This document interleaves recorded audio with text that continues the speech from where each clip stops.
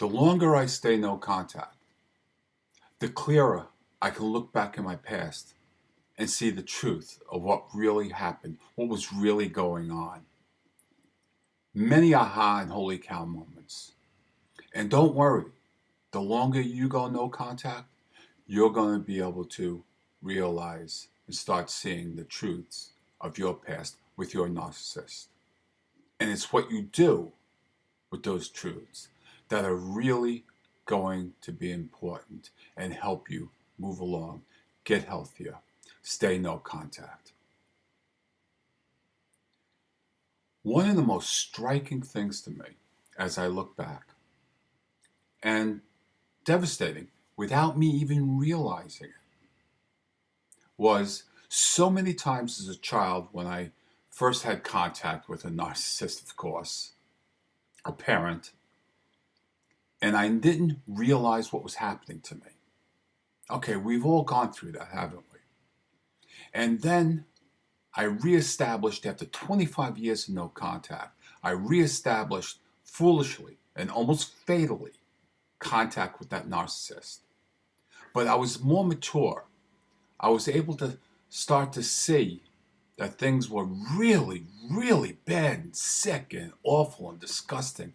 But I still didn't have any idea about narcissism. I thought it was only a mental illness in this person, a mean spirit.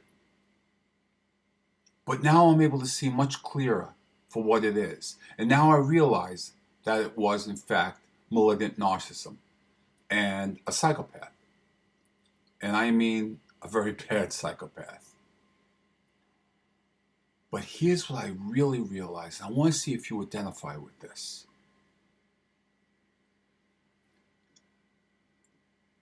Once in a while, that narcissist will throw you a bone. You could have long time frames of being degraded, lied about, abused. And it doesn't matter if you're a child of a narcissist or your partner, lover, or spouse is a narcissist. You begin to realize that things aren't right. You begin to realize, you start becoming conscious of the fact that you are being abused, or this is not right, this is disgusting, this is not what I married, this is not what I need to stay in a healthy relationship, even if it's a parent. You start to come to realize this. And then the narcissist will throw you that bone. Do something nice. Say something nice. Appear to be affectionate. This is what groomers do when they're pedophiles, when they're sexually abusing children. They groom. And why is the narcissist doing this? Well, the narcissist is starting to sense that you're moving away. You're becoming distant. You're actually, maybe, possibly figuring their game out.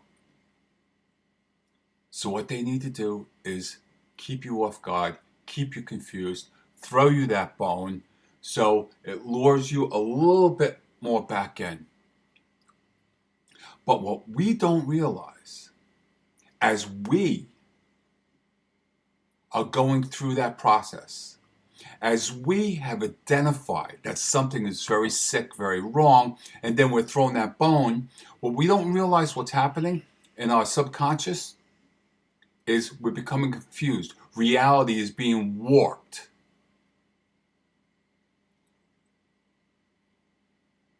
And we stop our own further growth. We cease to be defensive. We cease to be guarded. We give more information that could be used in that narcissistic bank of theirs. And that's something called, I'm going to do a video on that, that's called cold focusing, where the narcissist banks in their little toolbox. I promise to do a video on that.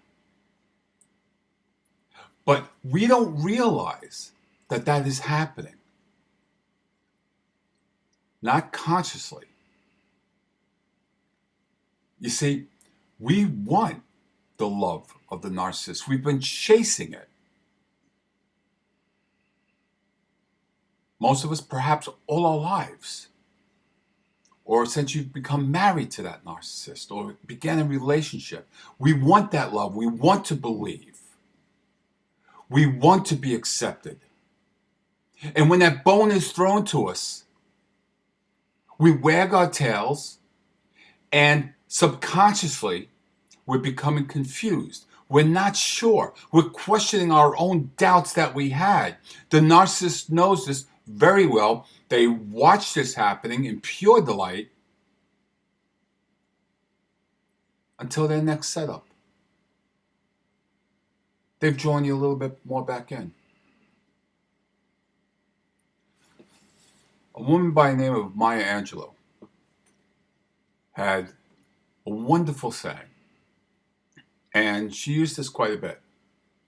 And she said, if somebody shows you who they are, believe them. Think about that for a moment.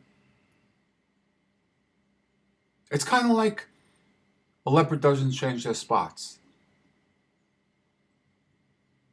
Or drunken speech is sober thoughts. When the narcissist is, or an abuser is under the influence of a substance. That's what they're really thinking when they're sober too. It's just easier for them to say when they're intoxicated. But when the narcissist shows you who they are, you best believe them. And don't reach out for that bone. That's all it is. And it really screws with our subconscious, really screws with our psyche, because it's confusing. We question ourselves. And when we decide to go no contact, therein lies the guilt. Because what we're going to remember, what your subconscious is going to remember is the bones that you were thrown. Interpreting those as the good in that narcissistic person. And you come down on yourself, and you feel guilt, and you feel shame for wanting to protect yourself. Don't fall for that bone. If the narcissist shows you what they are, believe them. I want you to have peace in the knowledge that you're not alone in this. I'm willing to bet that almost every single one of us have gotten bones thrown at us to keep us closer, to skew our sense of reality. And what is that ultimate goal? The narcissist senses that they have a possibility of losing their supply, their oxygen, their ability to live. They will do anything and everything to keep that supply in. And that's when they'll throw you the bone. That's when they'll do something nice. That's when they'll say something nice. That's when they'll present themselves as a nice person to you, confusing your subconscious. Don't go for it. You and I know better, have peace in knowing that. And again, I want to guarantee you, the longer you go no contact, even if it's 2 days to the third day, the healthier you're going to get, the more you're going to see this for what it truly is, and bones won't affect you. Thank you.